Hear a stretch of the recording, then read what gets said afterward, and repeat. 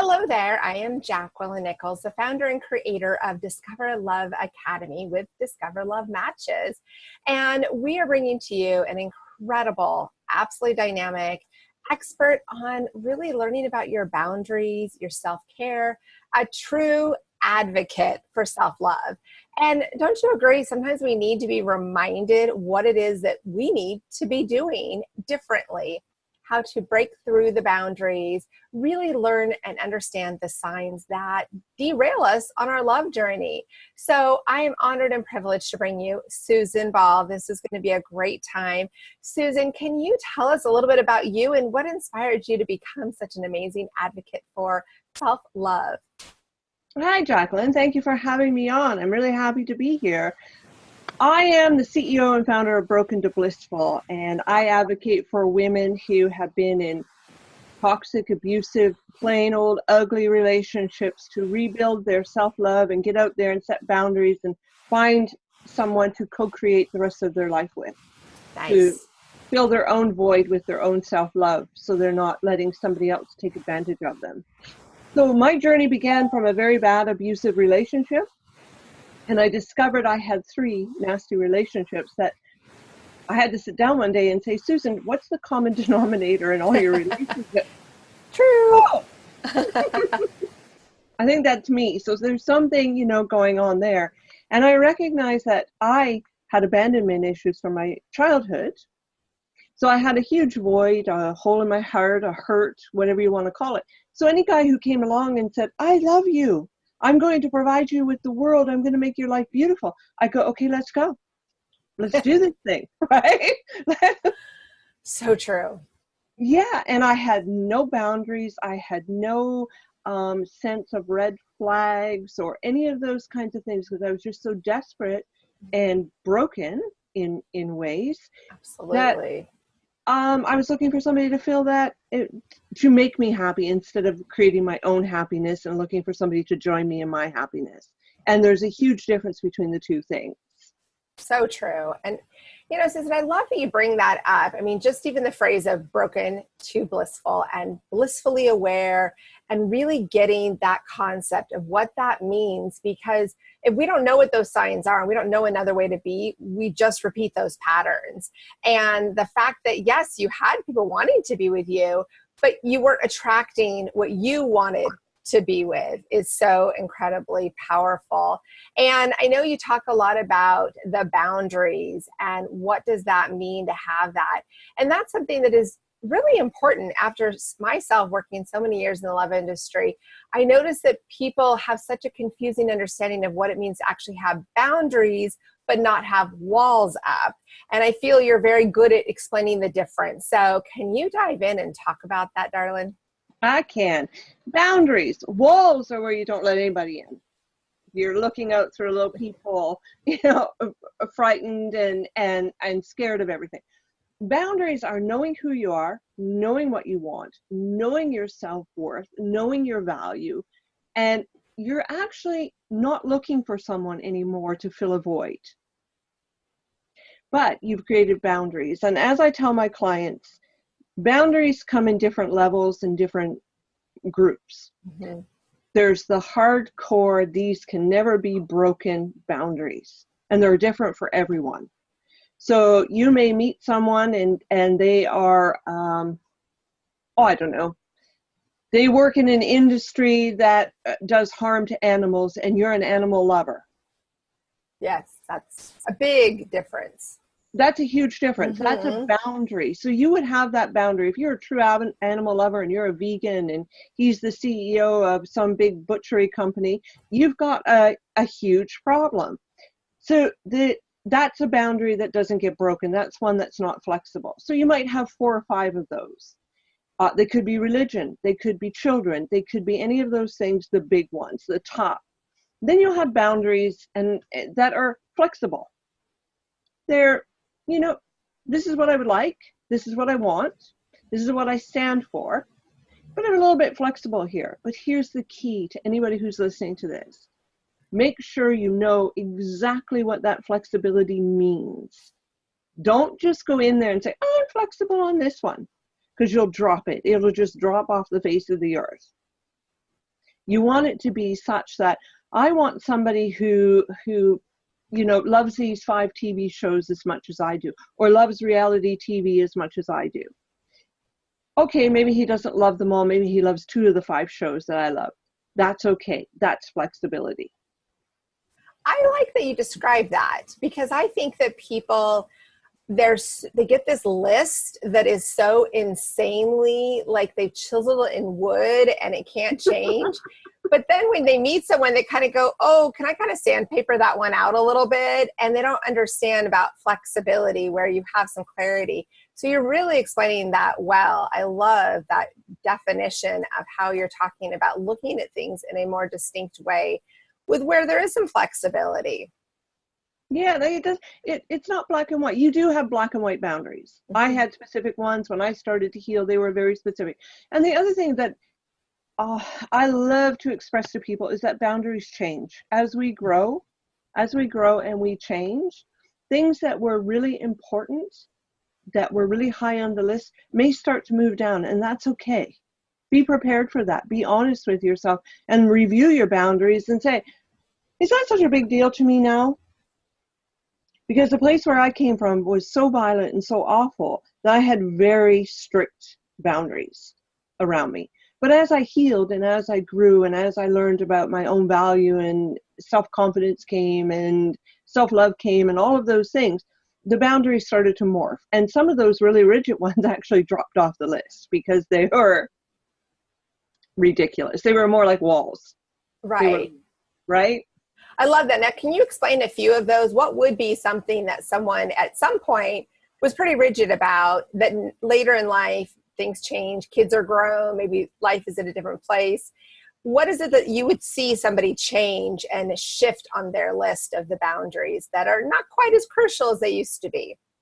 Yeah, you know what I think it is the most, and it was for me, and I find this with my clients, the issue of trust kind of predicates these particular boundaries. When I first started back into the dating world, one of my rigid boundaries was he would never want weekends away or to go out with his friends or any of those kinds of things. Now, that's an issue of trust. So if you've come from a bad relationship, whether you were cheated on or it was just ugly or mean-spirited or whatever you want to call it, the very first thing to get shot down is your trust level. Your confidence and your trust are gone. So that was one of mine. He will not go away for weekends. Then if he does go out in the evenings, he'll be home by 10 o'clock. Right? Like, wow, those are rigid. Those are very detailed. Yes.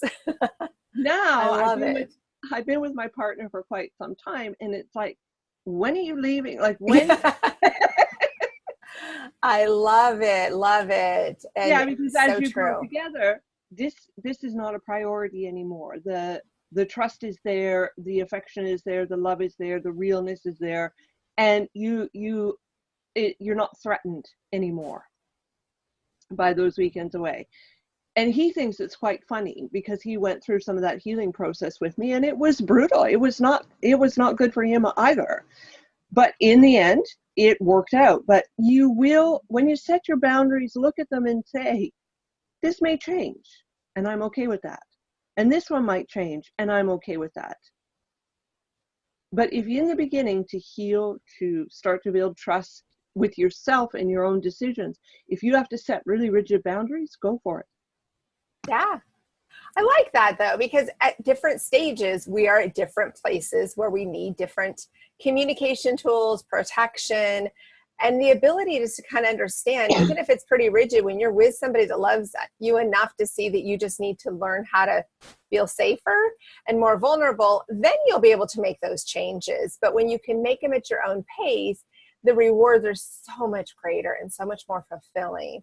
So it sounds very much that as hard as it was as a partnership, your partner knew that in the end it was going to be worth it because you showed you were progressing through it all. But your definitions were more reflection of your past relationship than the future relationship. So that defining aspect is very, very important. It's also really great because you're showing such a great level of relatability, because I know the amazing people that are listening to you share through our incredible Discover Love Academy have been in your shoes before. They have wondered, how specific should I be? How vulnerable to love can I really be? So to hear you say, hey, I was so specific, I had a clock, tick tock, going. And then I realized, oh, actually, this person's sticking around. I don't have to put such tight boundaries on the person and our relationship. I can actually enjoy it. So tell me, what is it like now to be in a relationship that you don't have all these lists that you have to go through in order to sustain it? It's probably, for me, I describe it as, now that I'm here, peaceful. A relationship, I want people to enter relationships where you're peaceful, you're content. You're content in the knowledge that this person is there for you no matter what, that this person is not going to harm you mentally, emotionally, physically, verbally, any of those things, is not going to bully you, is in fact your advocate. Helps you see those things. But more than that, is somebody you grow with. So I look at life with my partner as something that right now we're co-creating. So we talk about things. What do we want in the future? And let's face it, we're human. We're not always going to agree on things. And I think that's a maturity in a relationship as well. Because I deal with clients and they say to me, but we don't agree on this and we don't agree on that. That's okay. You're human beings. It's what you do agree on and what you can grow into that makes the relationship peaceful and contentment. You're filled with contentment and so on and so forth, the happiness. So we have differences. What was I going for here? Oh yeah, I was going to say, you're talking a lot about the power of the differences that makes your relationship unique and strong, but it also makes it very rewarding because it means you have to talk about it and you have to be a little flexible, even in the healthy new relationship, not just your own list of flexibility, but now you're growing and you're planning things together through your communication, which is so powerful. And in my, for a really healthy relationship, it's really great if you're learning from each other. You're taking the opportunity to learn something. For example, my husband does not like any other food than what he knows. He's a real picky eater. I'm not. I want to try everything the world has to offer. There are some things I won't like. Okay, maybe not insects. I'm not there yet. But, pretty much I'm willing to give anything a try, and he's not. But over time, as you trust each other and you become peaceful with one another and you start to learn from one another, he is actually trying different foods with an open mind. And he's actually going into restaurants and doing these things and traveling and learning about these things. And I, on the other hand, from him, have learned to be more compassionate and more giving and more loving to other people who maybe don't have it as good as I do, which was something going through all of those bad relationships that I had blocked off without realizing it. So I've learned from him and he's learned from me. And that's but you also keep your separate lives. You also keep your separate interests, because ladies and gentlemen, if you don't have separate interests and lives, you have nothing to talk about. And your relationship will become stale and boring. I am so glad you say that, because as years as a professional matchmaker, I have been blown away with how many people honestly want to date themselves. Like, they talk so much about the things they want. Like, I like this, I like this, I want them to do this. And I'm going, well, why? You already know how to do all of that. If there's nothing new being brought to the relationship, you're dating yourself. They might be, another version of you. And you often find you date similar, like you date someone who looks like you and acts like you. Well, it's fun for a little while, but all my clients that have done that get kind of bored.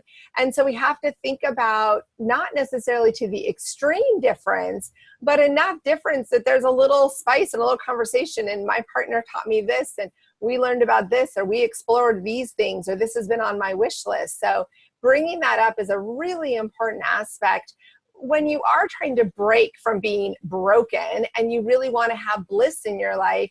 You have to start to realize that there's another way of doing things. So that is incredibly powerful. And as you talk about this transformation you went through in your own journey, what are some of the red flags that people should see when they're kind of on that verge of, is this a healthy, productive relationship, or is this a relationship that I'm later going to be going, why was I in that? how do you kind of know how to look at the flags a little bit more clearly than too much 2020? Well, the red flags happen in dating. And a lot of women, and probably men, because there are men who get into ugly relationships as well, because there are bullying women, there are mean-spirited women out there. They begin in dating, and oftentimes because I don't know, love is blind, or we have on rose-colored glasses, we feel that we can overlook them because he'll change or she'll change when, we get more committed to one another, or whatever excuses we put up there to mask it.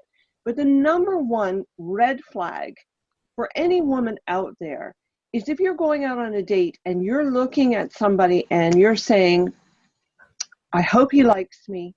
I hope I'm not laughing too loud. I hope I'm dressed okay. I hope that he enjoys what I'm talking about. Am I talking too much? Blah, blah, blah, blah, blah. That's a red flag that you don't love yourself or value yourself enough to go into the date and look at that person and say, I wonder what value he'll add to my life. That is so perfectly shared. You nailed it, Susan, because that's the thing. If you're talking in your own head so much and you're more worried about their impression of you, then you're not being authentic. You're not actually present even on the date. And you're also denying your date the chance to actually know you, because that's who's going to be there after the date in many future dates. I love how you say that. Yeah, because and you know what? I was guilty of it. Totally guilty of it. And it's something that we do. We get dressed up to do this. We want to be admired and loved and impressed and make this impression on the first date, but we're not being authentic at all. And you know what, ladies, guys love it when you're authentic, when you're a little zany and you're a little quirky and you show your true colors, because that's what they want to know. They don't really want the phony girl. They really don't. That is so true. I have been amazed by it in all the years of working with people, how many people think that it's okay to kind of put on a fake persona of themselves, and you can't sustain it. But also, if you don't like who you are, then why would somebody else like to be with you? So as you keep talking so beautifully about self-worth and really noticing what's important, do you find that people that kind of dive into these red flag situations are more codependent on looking for a relationship, or how do they seem to filter out their potential matches so that we can break that cycle for them? Codependency is part of it. Not understanding their own needs.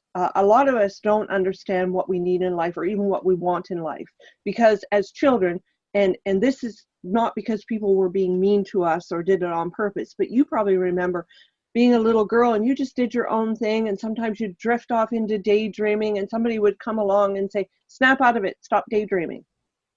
Right? Right. So, that's actually really powerful, and like what kind of young impressions were made on us early in life. So I'm glad you bring that up.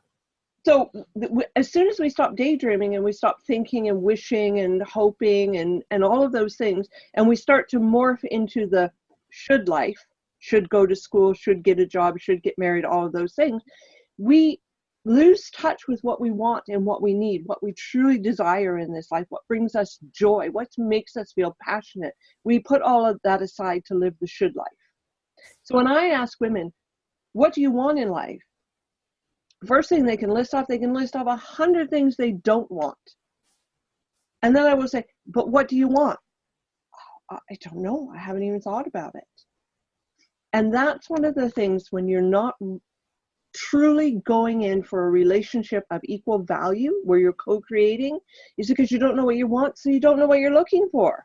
He could be anybody with any kind of values, with any kind, lack of integrity, lack of honesty, all of those things. You wouldn't even notice it because you don't know what you want. You have no clarity on what your vision is for this guy in your life. Is that part of what you feel puts people in the danger zone of being in the relationships with wrong elements for success? It sounds very much like when you are talking with clients that it's so easy, and it is. It's like, oh, all the things no's.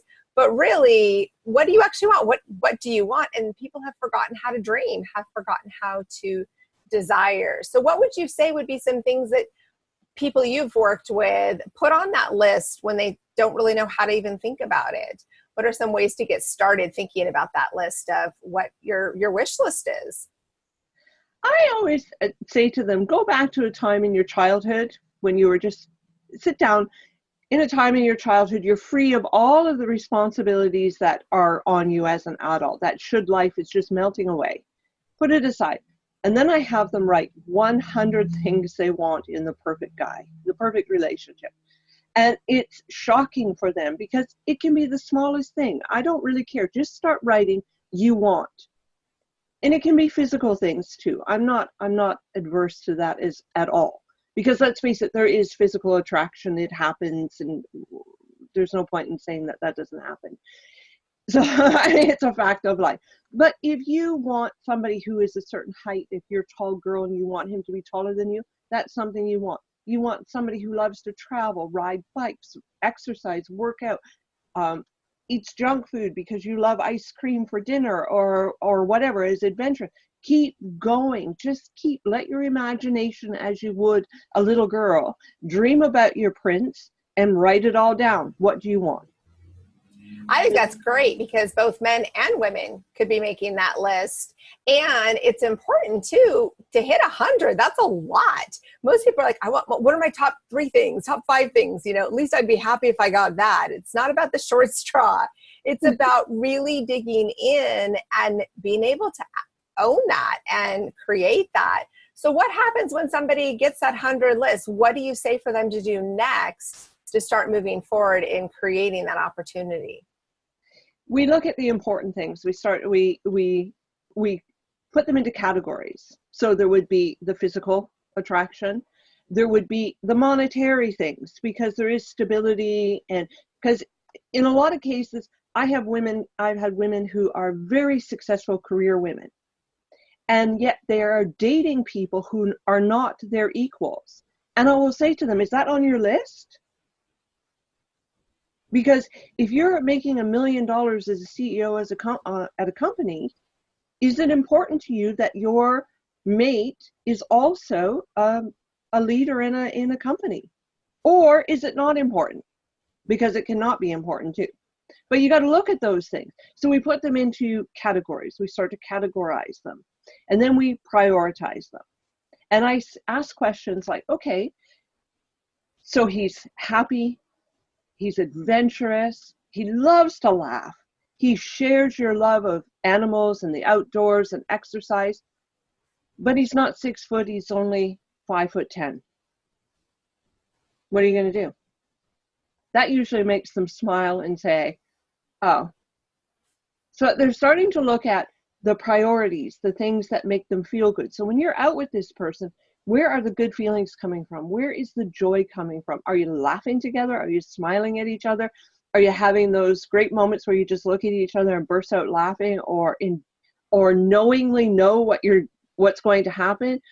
These are all the things you want to watch for. So, and where does the sharing come in? Does he like something? Are you going to go and watch him do it and get joy in watching him do it? And vice versa? So that's how we break it down. We break it down. There's 100, then we go into categories, and then we start to talk about the bigger picture and break it down. Because I don't think you can have a concrete list, a list that never moves, that is immovable. He's going to be 6 foot tall with blue eyes and blonde hair, and he's going to have, $8,000 in the bank, and he's going to want to share everything, blah, blah, blah, blah, blah. You're looking for the bigger things, the feeling things, the moment things, the things that make you feel that you want to spend more time with this person, that it's so easy to spend time with this person that you want to, and you want to learn from them, and you want to share with them. I love that you're saying that, because I think people get too caught up in the list and that they cut off these opportunities. As a professional matchmaker, I have totally thrown my clients off so many times by going, okay, this person has everything you want, but maybe their hair isn't the length you always want. And then they kind of feel silly, but they do know that's been a hang up for them. But then they meet the person on an authentic level, and their relationship is deeper than any of the other relationships that had fit into the portions of the box they wanted. So the fact that you're able to help them and support your clients as they go through that list, it's so important to be able to kind of understand, okay, I've got 100, but what are the ones I'm supposed to kind of focus down on? And which ones are wiggle room? I mean, genetically, unless he's going to wear boots all the time, he cannot get much taller, but he can be smart, still. He can be vivacious. He can be energetic. He can be a great cook. We get caught up in some of the physical to an extreme, but yet you do, as you said earlier, and I appreciate you acknowledging it, is that you still have to feel attracted to the person. The chemistry is something that I didn't realize it's not as much something you can control. It's something that just happens, and over time it's nurtured and it will grow. But if you feel nothing towards somebody, chances are you probably won't feel something in any near future. I mean, it does happen over time when we get out of our own way, but in general, yes, that whole physical energy is so important. So I love how you're seeing those various aspects, I guess, when you're making that list and owning that. And then after they've been going through their 100 lists and they're realizing their own things that have blocked them, what are some of the ways that they can kind of hone in on specifics? Like when they meet a new person, what should they do to say, is this somebody I should get to know so I can start enjoying my bliss? Or is this somebody I should kind of put in the, okay, I'm still feeling broken? Is there a time when you almost say, don't date until they feel better, until they build some of that confidence? As you talk about, I am worth more and I deserve things. Where do you hit that point of, yes, we're making the list, but maybe we're not fully ready to do all of the steps as we're getting to know and heal ourselves? That's a very fine line that, and everyone is different. Every one of my clients, every woman, every man who's been through a really rough relationship, they're a little bit different. But what I always say to my clients is, if you're feeling that you're ready, go out there and give it a whirl. And if all you start to feel is walls coming up, walls and bad feelings, and you're feeling, I don't want to go here. I don't know if he's telling me the truth. This all seems to be too good to be true. You're not ready. It's only you who will be able to judge whether you're ready or not. And it takes you going out and doing it. And you might go out and sit there and say, hey, that wasn't so bad. I'm still not feeling 100%, but 50% of the time I was feeling pretty good. I was feeling my value. I was feeling valued. I was feeling okay. And that's good too, because it is a confidence. And I love putting this out there because it's a very simple definition. Confidence is the memory of success. That's all it is. Every time you do something successful, and one of the things that I have my clients do that they do for 30 days, 60 days, 90 days, every day they write in their success journal. And we're talking small, teeny things to medium things to the big jumbo things. Because every time you acknowledge that you did something successful, that you completed a task, that you did it right, you did it, your confidence comes up and up and up, and your self-love comes up and up and up, and before you know it, you're feeling very confident. It's the memory of success. That's all it is. So if you go out on a date and you're feeling, okay, that didn't work out so well, you go home and you write in your success journal, I went on the date. That's a success. I love that. Yes. Thank you. I think, and I love your step one, because that's exactly it. So many times people that I've worked with that have gone to counselors, they'll either throw them in without the tools, or they say you have to wait X amount of time. There is no time frame, but your own body and spirit's going to tell you, I'm not comfortable. I'm not ready to go any further. He wanted to kiss me goodnight. That was too much for me. Whatever it was, whatever the thoughts are, you have to really listen to those, but then separate some of the walls and boundaries that you're working through and write down your successes, because we have to find things to celebrate along the journey. I love how you are guiding your clients on that stage process of celebrate it. It is a true success. So step one, what would you say would be the next step after that? The next step after that is the thing that I have my clients write in their journal every morning.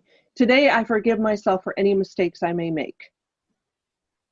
Because when you put that in your journal or you say it out loud every morning while you're brushing your hair, when you make a mistake or you feel you've made a mistake or you feel that you've done something wrong, you can simply switch your brain and go, oh, wait a minute. No, Susan, I forgave myself for that already this morning. And you move out of it. So it has no power over you. So you're starting again to celebrate your successes, and you're starting to learn to forgive yourself. It's one of the things that women carry around with them, and I'm not sure about men who have been in ugly relationships because I haven't really studied it.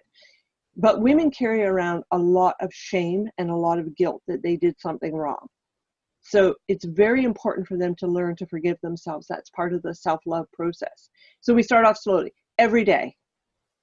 So you went on the date, you felt uncomfortable, you had a success, you went on your first date. Yay! Celebrate that.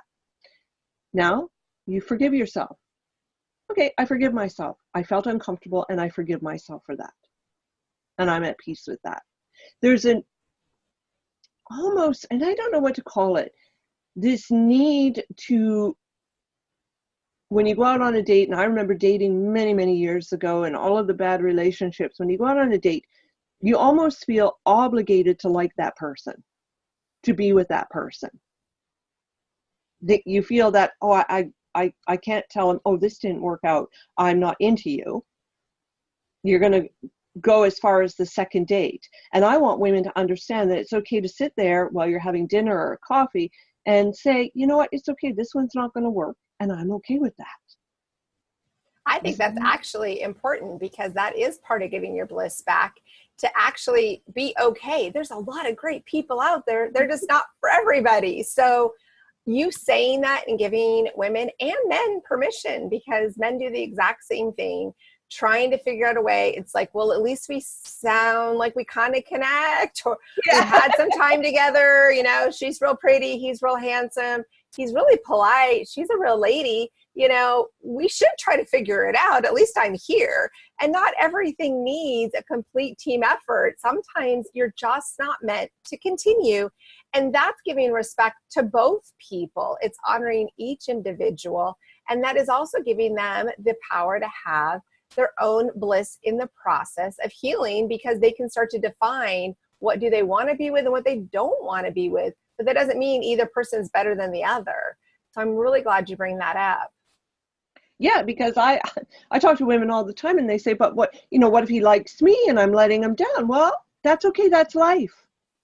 That's life. We all get let down. There's no rules that say you got to keep dating him just because you can't hurt his feelings. That's, living your should life again. And we don't want to do that. So that's basically the way my goal with my clients is to make them feel blissful in their own life, to be comfortable alone, to bring themselves flowers, take themselves out for dinner, to be comfortable in their own skin, to say, I got this, I'm good. So that the person that they're looking for, the person who does come into their life, is a bonus. It's a bonus. I think that's well said, because the more we love ourselves, the more confidence we have in who we are as individuals. That's just sexy and that's attractive. But it's also knowing that the person's drawing the right relationship forward, and you're going to enrich each other's lives for however long you're supposed to know one another, whether it's one cup of coffee or it is a continually growing relationship. It's such a beautiful process. But teaching that self-love within, because the more you love yourself, the more everything in your life is lovable, and it just emulates. So I love that you bring that up. We're just about out of time. So did you have any little party words? I know, didn't it? It was great. I'm like, I can't wait to hear your future messages for our incredible Love Academy. We have got the best people listening to you right now, and I want you just to give us one last little, tie it up in a bow of information you would like to share with our incredible listeners that are sitting here ready for their hearts to heal. They're ready to move forward, and knowing that somebody else believes in them is huge. So what would you love to share as you are supporting people moving from being broken to bliss? So share a little more, Susan, as you wrap up this time together. Sure. Thank you, Jacqueline. I would like to share that, first of all, I'm really proud of these women who have left these relationships. They're very courageous women. And that there is no time frame. There is no a year from now or 2 years from now, you have to be healed from this. This is a process. Celebrate as you go along, build yourself up. When you're ready, it will happen. It will happen. So learn, this is the one thing that I want all women to learn. Be comfortable in yourself, so comfortable that you can say yes or no with equal grace and ease. Because that's when you know that you're being truly authentic. Because many women are guilty of saying yes when they wanted to say no. And as soon as you get to that point where you can say yes or no with equal grace or ease, without an excuse, without any kind of after, just no, then you are truly an authentic, self-confident, valued woman. I love that. And it is the same thing for men, having that voice. So really knowing that in the inner core, we're all so much the same, and we all want to love and to be loved. And through your guidance, you have so much wisdom to share. And so thank you very much, Darlene, for taking the time to share with our incredible Discover Love Academy members. And the exciting part is that I will be surprising everybody with a special gift that they will see after this video. So thank you for all the time, the expertise, and the energy you're sharing with our group. And I'm excited because I know that there are definite nuggets of inspiration that our viewers are absorbing and taking action on. The greatest gift we can give is to learn and then do some things a little bit differently, because now you know better, you can do better on your love journey. So thank you, Susan. I appreciate you, and we look forward to your future messages. Thank you, Jacqueline, for having me. Absolutely. Take care, and we will follow up soon. Bye now.